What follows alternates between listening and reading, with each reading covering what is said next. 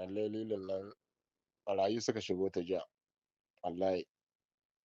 Yanzu haka ma ina magana da wani abokina suna maƙabarta, sun kashe mutane kuma sun tai da dukiya sun tai da jama'a kuma. Sun kai awa guda cikin garin nan suna abin da duk suka ga dama. Ko ina sun kewaye ta, duk inda ka kewayo harbi ne suke yi, ba inda ba su zagaye ba. Da yake mutanen Lili suna daga cikin mutane masu ƙoƙarin tsaron kansu, ko ba gaskiya ba. Abin ne ya fi ƙarfinsu. Tunda yanzu dai ina ga shiga da suka yi Lili ina ga tsakanin shiga 3 da 4. Duk in sun zo sai an yi wannan kare jini biri jini da su da 'yan gari. Amma dai ka ga wannan karon sai suka taho da salon da abin ya fi ƙarfin 'yan garin. Tunda kowane kote su ne, duk inda ka shigo su ne. Tunda yanzu nan muna da wani group na abokai, wani abokinmu na ji yana cewa ba inda ba su shigo ba cikin garin nan. Kuma da suka shigo da ba da wuta ne kawai suka shigo. Kuma sun kai awa guda suna halbe-halbe. Sun kashe wata mata da ita da ɗiyarta, ɗiyar da bana za a mata aure. Sarmayin ma na nan ne Libi aka ce sai kaka mai zuwa. To ita ma sun kashe ta, kuma sun kashe uwarta.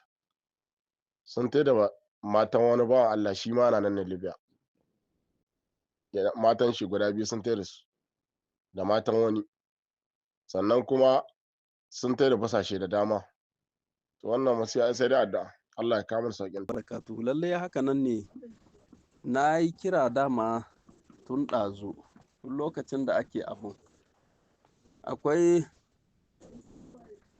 wani sojin da yake ce mini wai lokacin da ake an kira iko ko ba a kira ba. To na tambaya Mati Labago ya ce mini an gaya ma iko. Ni ce to kai ne ka faɗi ko ba kai ba. To ka san duk abin da za ka yi ka ɗan take gaskiya. Ka san abu ne wannan na yanzu ana jira ka ce ƙyas. Yanzu in aka ce an gayi to wane ne wace runduna ce kuka gaya mawa? A wuri kaza. Wuri kaza wane ne ya gaya musu?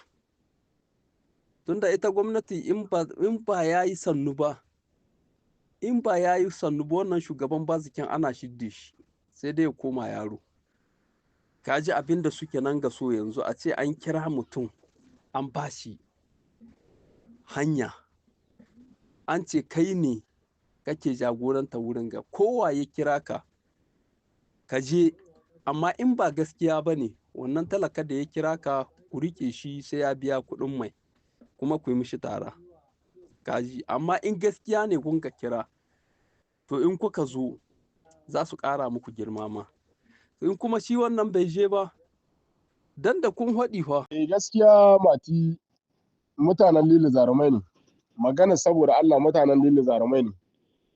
Abu guda ke ƙwaruwan mutanen Lili, rashin makami. Makami menene makami? Makami mai kyau. Saboda kaga garin nan nasu in bayan suna jarumai da tun da daɗewa an daɗe da samun matsala. Amma Allah cikin nashi iko kaga yanzu duk taron nan da ɓarayin nan suka shigo garin nan, in ba kamar da taro bane ba sosai za su samu nasara kansu. Amma saboda ba makami ko guda irin na makami wanga na ji da gani. Amma yanzu mutanen Lili domin Allah in suna da makami zarumai ne, suna da maza. Mu kiran da ke gare mu, kiran da muke yi ma gwamnati a taimaka mu da makamai cikin jihar nan tamu. Tun daga jihar Sarkiyar Masabuwa, jihar nan ta Saho, a taimake mu da makamai don Allah da Annabi. Gwamnati ce wannan mai adalci, mai son talakawanta. A taimake mu in ba a ba mu jami'an da za su tsare mu, Allah ya tsare mu, to a taimaka mu da makami. In ba za a ba mu jami'ai ba wanda za su taya mu zama, to a taimaka mu da makami don Allah da Annabi. Muna kira ga wannan gwamnati mai adalci wadda ta zo don talakawa ba don kowa ba. Wannan gwamnati ta zo saboda talakawa ne ta zo. To muna kira gare ta da babban murya. Mu dai masu wannan da ta tunkaro mu, sai dai Allah ya kiyaye, ko ba gaskiya ba, sai dai Allah ya sauke. Amma yanzu ga sunan yammatawa tun da aka wasu wannan mayan bindigogi gaba ɗaya ɓarayin nan ba su tsayawa yamman nan, sai dai su yi gabas. To muna kira ga gwamnati wannan mai albarka, mai tarin albarka, wadda ta zo don mu talakawa. Allah ya taimake mu kuma ta taimake mu da makamai. In ba amma ba mu makamai don jami'an tsaro tun da abubuwan yawa gare su a kai su wani wajen. In ga makami mai kyau to karkarar mu muna da zarumai wanda sai dai a mutu insha Allah kiran da muke kenan ga gwamnati a taimake mu Allah taimake